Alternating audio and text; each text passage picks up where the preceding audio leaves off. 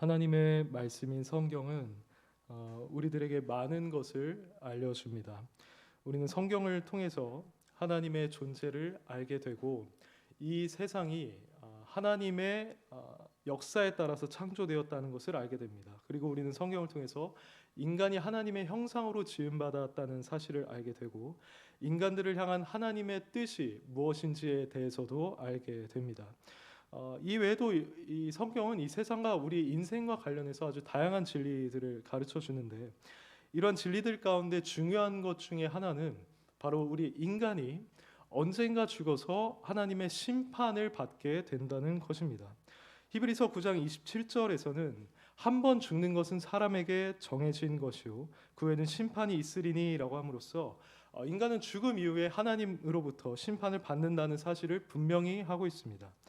심판이라고 하는 것은 쉽게 말해서 어떤 사람의 행위에 대한 옳고 그름을 판단해서 그에 따른 어떤 결정을 내리는 것을 의미합니다. 모든 인간은 언젠가 하나님의 심판대 앞에 서서 하나님의 말씀인 성경을 기준으로 한 심판을 받을 것입니다. 이 심판은 하나님의 근본적인 속성으로부터 비롯된 것입니다. 하나님은 사랑이시고 또 거룩한 분이시고 자비가 많은 분이시기도 하지만 그와 동시에 하나님은 의로운 분이십니다. 하나님께서 의로우시다는 것은 곧 하나님이 절대적으로 올바르시고 도덕적으로 탁월하시고 완벽하게 정의로우시다는 것을 의미합니다. 하나님께서는 이러한 자신의 의로우심을 온 세상의 통치자로서 선을 보상하고 악을 벌하심으로써 드러내십니다. 그러므로 우리 인간이 언젠가 겪게 될 이 심판이라고 하는 것은 이 하나님의 의로운 속성에 근거했을 때 필연적일 수밖에 없는 것이고 그렇기 때문에 구약이든 신약이든 이 하나님의 심판이라는 주제는 반복해서 등장을 할 수밖에 없는 것입니다. 이런 점에서 성경과 하나님을 믿고 있는 우리는 언젠가 하나님의 심판대 앞에 서게 될 것을 항상 염두에 두고 살아가야 할 것입니다. 그런데 본래 우리는 이 심판대 앞에 당당하게 또는 담대하게 설 수 있는 존재입니까?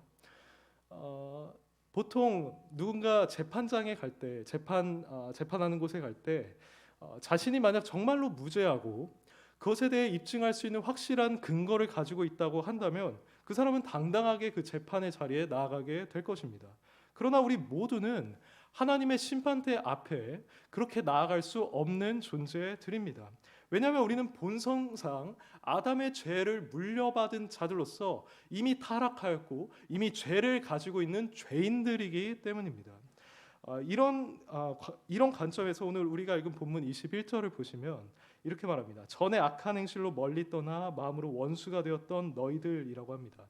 여기서 바울은 골로새 교인들에게 말을 하고 있는데요. 그들의 전의 상태가 이런 상태였다는 것이죠. 하지만 이 말씀은 회심하기 전에 모든 인간에게도 적용될 수 있는 말씀입니다. 먼저 타락한 인간은 본문의 말씀처럼 하나님으로부터 멀리 떠나 있는 상태 가운데 있습니다. 본래 우리 인간은 하나님의 형상으로 창조된 존재로서 하나님과 매우 가까이에 있던 존재였습니다. 하나님께서는 인간을 창조하시고 인간을 보면서 기뻐하셨습니다. 인간은 본래 하나님께서 보시기에 아주 좋은 그러한 존재였습니다. 그래서 하나님께서는 인간이 이 땅을 다스리게 하셨고 그들이 먹을 것을 풍부하게 제공해 주셨죠. 이때 아까 최초의 인간이었던 아담과 하와는 하나님께 감사했을 것이고 자신들에게 주어진 일들도 기쁨으로 수행을 했을 것입니다. 이렇게 하나님은 본래 인간을 아주 가까이 하셨고 인간 또한 하나님과 아주 밀접한 관계를 맺고 있었습니다. 그런데 이들이 마귀의 유혹을 받고 선악과를 먹음으로써 죄를 지었고 그 이후로는 근본적으로 하나님으로부터 멀리 떨어진 존재가 되고 말았습니다. 그들이 죄를 짓고 난 뒤에 여호와 하나님의 낯을 피해서 동산 나무 사이에 숨었던 것이 이러한 그들의 상태를 상징적으로 보여주고 있는 것입니다. 그들의 죄책과 오염된 본성으로 인해서 하나님으로부터 완전히 멀어지게 되었던 것입니다. 그리고 이것은 곧 저와 여러분을 포함한 모든 인간의 상태가 되고 말았습니다. 우리 모두는 신비로운 방식으로 아담의 그 타락과 오염된 본성을 물려받은 자들로서 근본적으로 하나님과 멀리 떨어진 상태로 이 세상에 태어나게 되었습니다. 성경은 회심하기 전이라면 누구나 이런 상태에 있다라고 하는 것을 우리에게 알려줍니다. 방금 우리가 읽은 본문이 그러하고 에베소서 4장 17절에서 18절 말씀이 그러합니다. 여기서 바울은 이렇게 말합니다. 이제부터 너희는 이방인이 그 마음에 허망한 것으로 행함같이 행하지 말라. 그들의 총명이 어두워지고 그들 가운데 있는 무지함과 그들의 마음이 굳어짐으로 말미암아 하나님의 생명에서 떠나 있도다라고 하였습니다. 여기서도 인간이 근본적으로 지니고 있는 죄책과 타락한 본성으로 인하여서 하나님으로부터 그분의 생명으로부터 멀리 떨어져 있다는 사실을 말하고 있는 것입니다. 인간의 이러한 상태는 우리가 경험적으로도 알 수 있습니다. 오늘날 시간이 지날수록 무신론자들이 만연하고 있는 상황인데 여러분 주위에 있는 비그리스도인들을 보면 어떻습니까? 그들이 하나님을 가까이하고 하나님과 밀접한 관계를 누리고 있습니까? 아마 전혀 그렇지 않을 것입니다. 그들은 아마 여호와가 누구이기에 내가 너희를 보내야 하느냐라고 말했던 바로처럼 그와 같은 반응을 보일 것입니다. 그들은 애초에 하나님에 대한 관심을 갖고 있지 않고 하나님에 대해 들어도 하나님은 없다라고 말합니다. 시편 4절의 말씀이 그들에게 그대로 적용이 됩니다. 그들은 모든 사상에 하나님이 없다고 합니다. 그래서 그들은 하나님을 찾지 않고 자연히 하나님을 가까이 하려 하지도 않습니다. 로이드 존스의 표현에 따르면 하나님의 형상으로 창조된 인간이 하나님의 벗들이었던 인간이 하나님과 교제하며 살았던 인간들이 하나님과 소외되어서 이방인이 되어버린 것입니다. 이처럼 비극적인 현상들을 우리는 이 세상 속에서 항상 목격하면서 살아가고 있는 것이죠. 안타깝게도 그들은 하나님과 멀리 떨어진 채로 살아감으로써 인간에 대한 성경 말씀이 진리임을 우리에게 확증해주고 있습니다. 이렇게 인간이 자신을 지으신 하나님으로부터 멀리 떨어진 상태가 되었다는 것, 이것이 본문에서 말하는 타락한 인간의 첫 번째 특징입니다. 그리고 두 번째는 인간이 마음으로 하나님과 원수가 되었다는 것입니다. 다시 본문을 보시면 전에 악한 행실로 멀리 떠나 마음으로 원수가 되었던 너희를 이라고 합니다. 여기서 우리는 먼저 마음이라는 단어에 집중해야 합니다. 죄의 결과 또는 죄의 심각성은 1차적으로 우리의 마음과 관련이 있습니다. 사람이 죄를 지었을 때 그것은 그의 본성, 그의 마음의 타락과 부패를 야기했습니다. 항상 하나님을 향해야만 했던 그 마음이 더 이상 하나님을 향하지 않게 되었습니다. 본래 하나님을 향해 지니고 있던 부드러운 마음이 단단히 굳어지고 말았습니다. 그래서 성경은 자주 죄인의 마음을 이와 같이 표현합니다. 앞서 인용했던 에베소서 4장 18절에서도 마음이 굳어짐으로 말미암아 하나님의 생명에서 떠나 있다라고 했죠. 그러니까 인간이 하나님으로부터 멀리 떠난 근본적인 원인은 다름 아닌 굳어진 마음 자체에 있다는 것입니다. 인간의 이러한 마음은 에스겔 36장 26절에서 돌 같은 마음, 돌처럼 굳어 있는 마음이라고 표현하기도 했습니다. 이러한 인간의 마음은 돌처럼 단단하게 굳어진 상태가 되어서 하나님의 존재와 또는 하나님의 뜻에 대하여 아주 무감각한 상태가 되었습니다. 이러한 마음을 가진 자는 결코 하나님의 뜻에 순종하지 않으며 하나님에 대해 완고하고 냉담한 태도를 취합니다. 그리고는 자신이 하나님처럼 되어서 자신이 옳다고 여기는 바를 따라서 살아갑니다. 이것은 원죄의 결과 중 하나였습니다. 하나님께서는 타락한 아담에게 대하여 이 사람이 선악을 아는 일에 우리 중 하나같이 되었으니라고 말씀하신 바 있는데, 이것은 인간이 하나님께 순종하기를 거부하고 스스로 하나님같이 되어서 무엇이 선한지 결정하는 일을 자기 수중에 취했다는 말입니다. 제가 최근에 영상을 하나 봤는데요. 한 목사님께서 대학교 캠퍼스에 가서 거기에 있는 학생들이랑 자유롭게 대화를 나누고 질문을 받기도 하면서 복음을 전하는 그런 영상이었습니다. 근데 거기에 나왔던 한 여학생이 질문을 했는데 그것이 무엇이었냐면, 왜 우리가 하나님을 믿는 것이 이렇게 어려운 것입니까? 하는 것이었습니다. 그러니까 자신들이 하나님에 대해서 자주 듣기도 하고 이렇게 복음 전도자들과 논쟁을 하기도 하는데 왜 그분이 자신은 쉽게 믿어지지 않느냐는 질문이었습니다.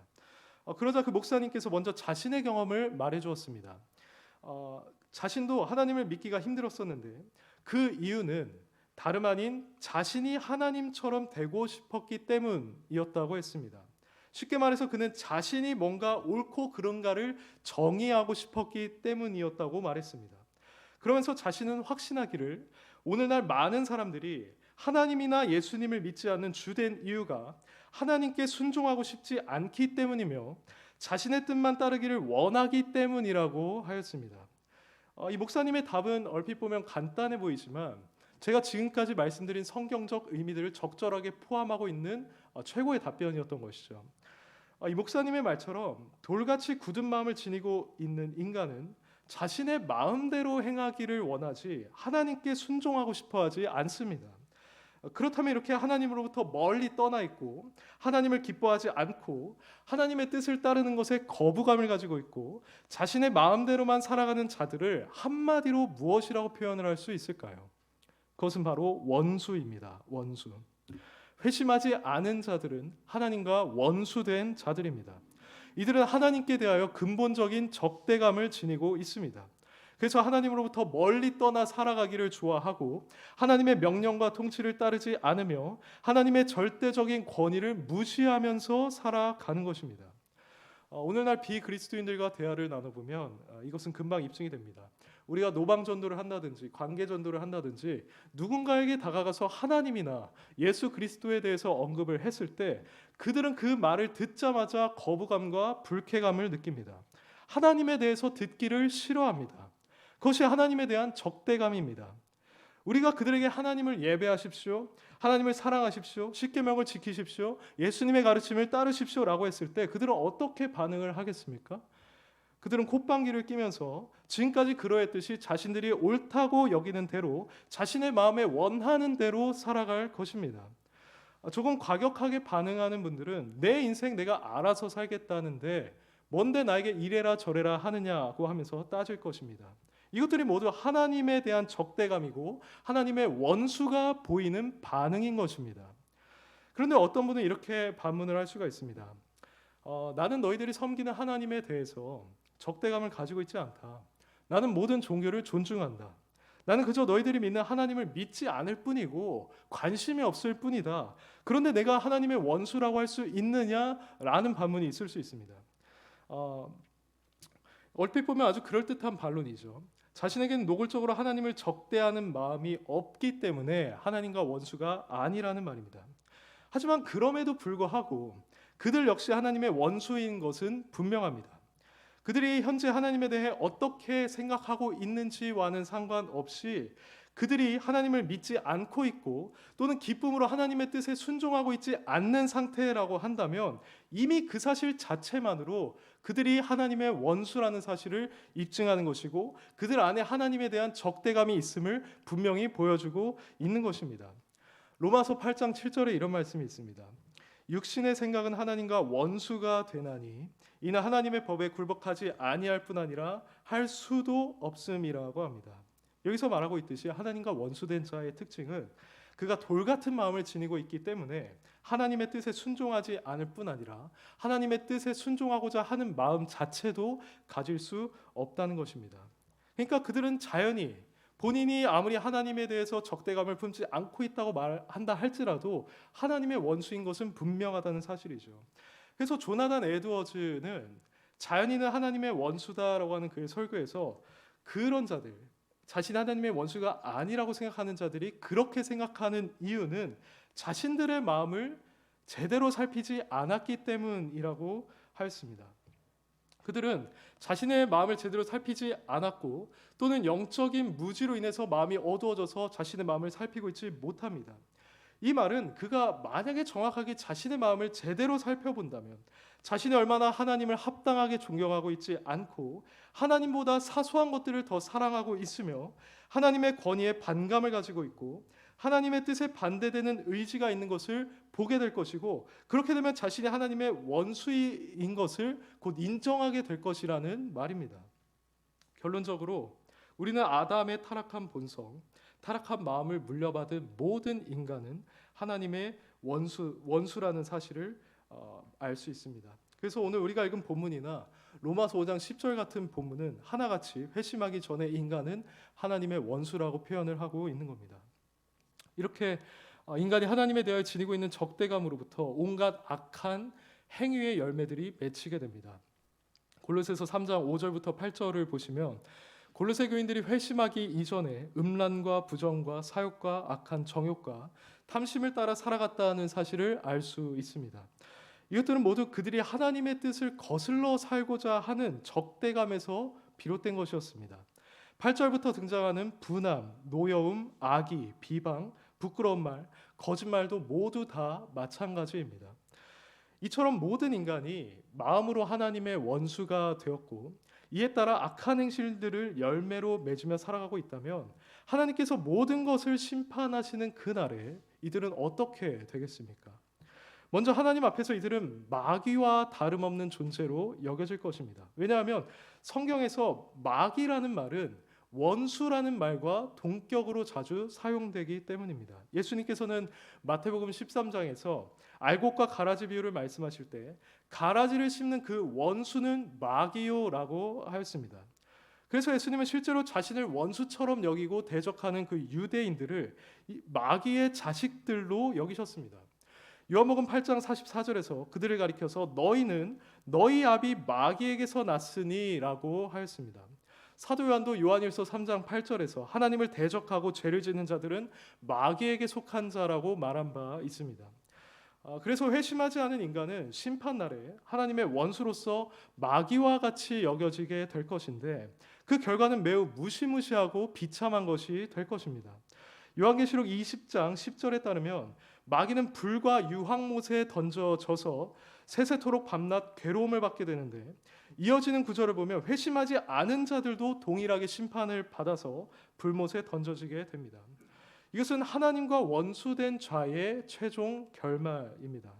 지금은 하나님께서 죄인들에게 은혜를 베풀어주고 계시고 오래 참고 계시지만 그날에는 모든 은혜와 인내를 다 거두어 가실 것입니다. 그들이 하나님을 대적했던 것처럼 하나님께서는 자신의 거룩하심을 따라 죄인인 그들을 대적하실 것이고 그들에게 거룩한 진노와 저주를 쏟고 그들을 파멸시킴으로써 자신의 능력과 정의와 위엄을 나타내실 것입니다. 그날의 천사들은 주 하나님 곧 전능하신 이시여 심판하시는 것이 참되시고 의로우시도다라고 하면서 원수를 심판하시는 하나님의 영광을 높일 것입니다. 사랑하는 여러분, 이것이 본래 우리가 처해야 할 운명입니다. 우리가 인간이라면 우리는 아담의 후손으로서 그 모든 죄책과 오염을 물려받은 자들입니다. 우리는 아담이 그러했던 것처럼 하나님을 멀리 떠나 있었습니다. 우리의 마음은 돌같이 굳어 있어서 하나님을 찾거나 하나님의 뜻에 순종하지도 않았습니다. 오히려 우리는 우리가 삶의 주인이 되어서 우리가 옳다고 여기는 대로 우리 마음에 원하는 대로 살아가기를 원했고 하나님께 합당한 존경을 올려드리기보다 하나님의 권위를 인정하려고 하기보다 우리는 하나님보다 사소한 것들을 더 사랑하며 그것들을 높이며 살아갔었습니다. 우리가 인정했든 인정하지 못했든 우리는 그분에 대한 적대감을 지니고 있는 하나님의 원수들이었던 것입니다. 이런 저와 여러분이 하나님의 심판대 앞에 섰다면 우리는 어떻게 되었겠습니까? 하나님 우리를 향한 모든 은혜와 인내를 거두어 들이시고 우리를 향해 맹렬한 진노를 발하셨을 것입니다. 그분은 우리를 불과 유황목에 던지심으로써 우리를 파멸하시고 우리를 세세토록 지옥의 고통 가운데 있게 하셨을 것입니다. 그리고 천사들은 그런 우리가 심판받는 것을 합당하게 여기며 하나님의 거룩하심과 의로움과 능력과 위엄을 찬송했을 것입니다. 하나님께서는 우리를 심판하심으로써 그렇게 자신의 영광을 나타내셨을 것입니다. 이것이 타락한 우리의 운명이었습니다. 우리는 이 비참함에서 스스로 빠져나올 수 없는 자들이었습니다. 우리는 마음이 애초에 돌처럼 단단히 굳어져 있는 자들이었습니다. 그것은 예레미야 말씀처럼 우리가 만물보다 거짓되고 심히 부패한 마음을 가지고 있던 것이었습니다. 이런 마음을 가지고 있는 우리는 하나님을 사랑하거나 하나님의 법에 굴복하지 않을 뿐 아니라 굴복할 수도 없는 자들이었습니다. 하나님의 특별한 은혜가 우리의 마음을 부드럽게 해주지 않는 이상 돌 같은 마음을 지니고 있는 자가 하나님을 기쁘시게 하기란 불가능한 일입니다. 그만큼 인간은 영적으로 선을 행하기에 무능력한 존재이고, 그래서 성경은 자주 우리의 영혼을 죽어 있는 것으로 묘사하는 겁니다. 죽어 있는 자는 유의미한 일들을 행하기 위한 그 어떤 능력도 지니고 있지 않기 때문입니다. 사랑하는 여러분, 그렇다면 우리는 어떻게 해서 이 비참함과 무능력으로부터 벗어날 수 있게 된 것입니까? 마귀처럼 하나님과 원수의 관계에 있던 우리가 어떻게 그분과 화목할 수 있게 된 것입니까? 우리는 하나님께서 우리에게 보내주신 예수 그리스도로 말미암아 그것이 가능하게 되었습니다. 22절을 보시기 바랍니다. 이제는 그의 육체의 죽음으로 말미암아 화목하게 하사 너희를 거룩하고 흠이 없고 책망할 것이 없는 자로 그 앞에 세우고자 하셨으니라고 합니다. 여러분, 이것이 하나님의 원수요 지옥에 들어갈 수밖에 없었던 우리에게 주어지는 진정한 좋은 소식, 곧 복음입니다. 상반절을 보시면 이제는 그의 육체의 죽음으로 말미암아 화목하게 하사라고 합니다. 여기서 그는 곧 예수님이신데 예수 그리스도의 육체의 죽음으로 말미암아 하나님과 원수되었던 자가 하나님과 화목하게 되었다는 것입니다. 여기서 육체의 죽음이라는 말은 예수 그리스도께서 우리 인간과 같은 몸을 입으셨는데 실제로 그 몸이 죽음에 이르게 되었다는 것입니다. 예수님께서 이렇게 인간의 몸을 입으셔야만 했고 그 몸이 죽어야만 했던 이유는 그분이 우리 인간의 죄 문제를 해결할 분으로서 인간과 같은 본성을 지녀야 했기 때문이었습니다. 예수님의 십자가 죽음은 대속의 죽음이었습니다. 우리는 다 양 같아서 각기 제 길로 갔었습니다. 우리는 마음에 원하는 대로 살았고 우리 생각에 옳다는 대로 여기며 살아갔습니다. 그리고 그러한 삶은 하나님의 법을 명백하게 어긴 것으로서 그것은 곧 우리의 허물이 되었고 죄악이 되었습니다. 하지만 여호와께서는 우리 모두의 죄악과 허물을 그리스도께 담당시키셨습니다. 이 이사야 53장 6절에서 담당시키셨다라는 히브리어 원어는 파가인데 이것을 조금 더 정확하게 번역하면 짐지우다입니다. 우리가 누군가에게 부탁하면서 짐을 지울 때 우리의 짐은 그 사람에게 얹혀지는 것처럼 하나님께서는 우리의 짐을 예수 그리스도께 얹혀주셨습니다. 그래서 그리스도께서 십자가를 지시고 골고다로 가셨을 때 그것은 곧 우리의 죄의 짐을 지고 심판의 자리로 나아가셨던 것이었습니다. 제가 최근에 순교 성지를 가서 십자가 나무를 짊어지는 경험을 한 적이 있는데 이 십자가가 그렇게 크지 않은 것인데도 꽤 무거웠습니다. 그 조금만 지니고 있었는데도 그게 꽤 무거워서 제 어깨가 조금씩 아파왔습니다.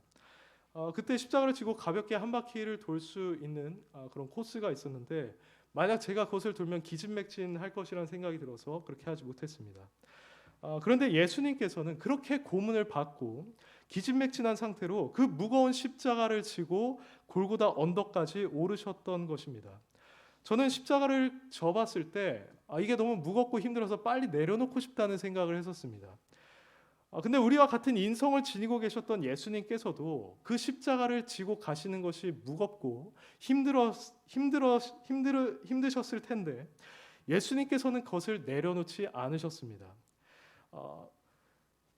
자신은 무죄한 존재로서 그 무거운 십자가를 짊어져야 할 이유가 전혀 없는 분임에도 불구하고 예수님은 그렇게 하셨습니다. 또 예수님은 누가복음에서 나왔던 것처럼 유유하게 그들 사이를 빠져나올 수도 있었습니다. 또는 12군단 되는 천사를 부르셔서 그들의 호위하에 십자가를 내려놓고 그 자리를 뜰 수도 있었습니다. 근데 예수님께서는 그렇게 하지 않으셨다는 것이죠. 그럼 예수님께서는 왜 그 무거운 십자가를 내려놓지 않고 꿋꿋하게 골고다 언덕까지 오르셨던 것입니까? 그 답이 바로 22절 하반절에 있습니다. 너희를 거룩하고 흠없고 책망할 것이 없는 자로 그 앞에 세우고자 하셨으니. 이 구절에서 우리는 세운다는 말에 주목해야 합니다. 이 단어는 몇 가지 의미를 지니고 있지만 하나님 앞에 선다라고 하는 심판적인 의미, 법정적인 의미를 가지고 있습니다. 바울이 로마서 14장 10절에서 우리가 다 하나님의 심판대 앞에 서리라고 할 때 쓰인 단어가 바로 이 단어입니다. 그래서 우리는 이 구절을 심판의 맥락에서 이해해야 합니다. 예수 그리스도께서 십자가를 지시고 골고다 언덕에 올라가 그곳에서 죽으셨던 것은 우리를 특정한 모습을 갖춘 자로 하나님의 심판대 앞에 세우고자 하셨기 때문이었습니다. 그럼 예수님께서 의도하셨던 그 모습은 무엇입니까? 바로 거룩하고 흠없고 책망할 것이 없는 모습입니다. 거룩하고 흠없고 책망할 것이 없는 모습. 여기서 거룩하다라는 것은 죄로부터 완전히 정결해진 상태를 말합니다. 그리고 흠이 없다라고 하는 것은 구약의 희생제사들에게 주로 쓰인 표현으로서 아무런 결점이 없는 순전한 상태를 말합니다. 그리고 책망할 것이 없다라는 이 말이 중요한데 이 말의 원어는 아넨클레토스입니다. 이것은 부정어 아와 고소와 고발을 의미하는 엔클레마에서 유래한 단어입니다. 그러니까 결국 이 말의 뜻은 고소할 것이 없는 자, 고발할 것이 없는 자라는 의미인 것이죠. 그래서 정리하자면 예수님께서는 우리가 죄로부터 완전히 정결하고 아무런 결점도 없고 아무런 고소나 고발도 받을 만한 것이 전혀 없는 그런 상태로 하나님의 심판대 앞에 서게 하시려고 십자가에서 죽으셨던 것입니다. 사랑하는 여러분, 이것이 진정 우리에게 복음이 아닙니까? 앞서 말씀드린 것처럼 우리는 하나님을 멀리 떠나 있던 자들이었습니다. 아담의 모든 죄책과 오염을 지니고 있었으며 하나님을 찾지도 않고 하나님의 뜻에 순종하려고 하지도 않았습니다. 우리는 우리 마음에 원하는 대로 살았고 하나님을 존경하지 않았고 하나님보다 다른 것을 더욱 사랑하면서 살아가는 그러한 자들이었습니다. 우리는 하나님의 원수요 마귀와 다를 바 없는 자들이었습니다. 이렇게 보면 우리는 죄악이 넘치는 자들이고 전혀 거룩하지 않으며 흠이 많고 고소하고 고발당할 것들이 넘치는 자들이었습니다. 그래서 이런 상태로 하나님의 심판대 앞에 섰다면 우리는 100% 지옥 판결을 받게 되었을 것입니다. 그러나 우리의 구세주 예수 그리스도로 말미암아 우리는 하나님과 화목하게 되었습니다. 우리는 더 이상 하나님과 원수된 관계에 있지 않습니다. 그분이 우리의 죄짐을 지시고 징계를 받으심으로써 우리는 하나님과 평화를 누리게 되었습니다. 여기서 평화는 곧 샬롬입니다. 또 우리는 이제 하나님의 심판대 앞에 담대히 당당하게 설 수 있게 되었습니다. 왜냐하면 흠 없는 어린 양이셨던 예수 그리스도께서 우리를 위한 화목제물이 되어주심으로 말미암아 우리는 하나님 앞에서 아무런 흠이 없는 고소하거나 고발할 것이 없는 존재들이 되었기 때문입니다. 그래서 로마서 8장 1절의 말씀처럼 그리스도 예수 안에 있는 자에게는 결코 정죄함이 없을 것입니다. 우리가 과거에 어떤 죄를 지었든 미래에 어떤 죄를 짓게 되든 우리는 여전히 흠없고 고소할 것이 없는 자들로 여겨지게 될 것입니다. 바울이 하는 말을 보십시오. 로마서 8장 33, 34절에서 누가 능히 하나님께서 택하신 자들을 고발하리요 의롭다 하신 이는 하나님이시니 누가 정죄하리요 죽으실 뿐 아니라 다시 살아나신 이는 그리스도 예수시니 그는 하나님 우편에 계신 자요 우리를 위하여 간구하시는 자신이라고 했습니다. 근데 여기서 더욱 감사한 것은 하나님께서 우리를 그리스도 안에서 이렇게 의로운 자로 여겨주시지만 그와 동시에 우리의 더러운 본성을 거룩하게 변화시키는 일도 이루어 주신다는 것입니다. 그리스도께서는 우리의 의로움이 되어 주시지만 그와 동시에 거룩함이 되어 주신다고 고린도전서 1장 30절에서는 말하고 있습니다. 칭의와 성화의 은혜는 동전의 양면과 같아서 우리에게 항상 함께 오게 되어 있습니다. 우리가 예수 그리스도를 믿게 되는 그 과정 속에서 우리는 진정으로 거듭나게 됩니다. 우리가 물려받은 죄의 오염은 씻음을 받고 우리의 돌 같은 마음은 살처럼 부드러워지게 됩니다. 우리는 새 마음과 새 영을 소유한 자들이 되고 마음의 할례를 받아서 마음을 다하고 뜻을 다하여 하나님을 사랑하는 자들이 됩니다. 실로 죄악의 지배를 받으며 살아가던 이전의 것은 지나가고 새로운 피조물이 되는 것입니다. 우리는 이렇게 실제적인 측면에서도 하나님 앞에서 거룩하고 흠이 없고 책망할 것이 없는 자가 됩니다. 물론 이것은 이 세상에 있는 동안 우리의 거룩함이 완전하게 이루어진다는 말은 아닙니다. 우리가 거룩하고 흠없고 책망할 것이 없는 자가 되는 것은 이 세상에서 시작되었고 점진적으로 진행되어 종말의 날에 완전히 이루어지게 될 것입니다. 이처럼 하나님께서는 예수 그리스도를 통해서 우리에게 총체적인 복을 허락해 주십니다. 그분은 우리를 예수 그리스도 안에서 의롭다 하실 뿐만 아니라 실제로 거룩한 존재가 되게 하여 주십니다. 결국 하나님은 이런 은혜들을 통해서 우리가 그분의 심판대 앞에 거룩하고 흠이 없고 책망할 것이 없는 자로 세워 주시는 것입니다. 사랑하는 여러분, 여러분은 이처럼 여러분들을 무죄하게 여기시는 그 예수 그리스도의 은혜를 믿고 계십니까? 여러분들의 본성을 완전히 새롭게 하여 주시는 하나님의 역사를 경험하셨습니까? 우리가 의롭다 함을 받은 자들이라고 한다면 우리는 반드시 그러한 역사를 경험했어야만 합니다. 그런데 저는 오늘 특별히 여러분과 칭의와 관련된 부분을 더욱 강조하고 싶습니다. 칭의와 관련된 은혜는 우리가 그리스도 안에서 기뻐할 수 있는 직접적인 이유입니다. 우리가 비록 이 세상에서 어려움을 겪을지라도 우리는 훗날 하나님 앞에서 정죄받지 않을 것이라는 그 사실이 우리에게 큰 위로입니다. 이 소망으로 우리는 이 세상에서 일어나는 모든 어려움들을 넉넉히 극복할 수 있습니다. 또 우리는 종종 실수로 하나님 앞에서 죄를 지어서 절망하거나 낙심할 수 있는데 예수 그리스도를 믿는 이상 우리에게 더 이상 그런 일은 존재하지 않을 수 있습니다. 마귀는 우리가 죄를 짓고 넘어질 때마다 우리를 고소하고 정죄하며 낙심에 빠지게 만들 것입니다. 우리가 하나님과 멀어졌다고 느끼게 만들 것입니다. 하지만 우리가 예수 그리스도를 믿는 그 믿음을 붙들 때 우리는 마귀의 그러한 공격 앞에서도 좌절하지 않을 수 있습니다. 우리는 이 말씀에 근거하여서 하나님 앞에서 나 자신이 흠없는 자이고 책망할 것이 없는 자다. 나는 그 어떤 고소도 적용이 되지 않는 자라는 사실을 붙잡고 그 가운데서 위로를 누릴 수가 있습니다. 그러므로 사랑하는 여러분, 여러분의 구원자 되시는 예수 그리스도를 굳게 믿으시기 바랍니다. 그분 안에서 여러분의 양심과 자유와 양심의 자유와 평안과 기쁨을 누리시기 바랍니다. 훗날에 있을 하나님의 심판을 두려워하지 마시기 바랍니다. 그날에 예수 그리스도 안에 있는 여러분은 의인으로 선언될 것이고 천국에서 영원히 기뻐하게 될 것을 소망하면서 사시기 바랍니다. 이 땅에서 그런 은혜를 여러분에게 허락해 주신 예수님께 더욱 감사하며 그분을 사랑하고 그분께 더욱 헌신하는 저와 여러분이 되기를 바라겠습니다. 이제 말씀을 맺겠습니다. 마지막 본문인 23절을 따르면 예수님을 믿는 우리는 어떤 상황 속에서도 흔들리지 않고 이 믿음을 끝까지 지켜야만 합니다. 23절 상반절은 이렇게 말합니다. 만일 너희가 믿음에 거하고 터 위에 굳게 서서 너희 들은 바 복음의 소망에서 흔들리지 아니하면 그리하리라고 합니다. 근데 이것은 마치 우리가 믿음을 지켜야만, 우리가 복음의 소망에서 흔들리지 않아야만 이런 은혜를 누릴 수 있는 것처럼 말을 하고 있습니다.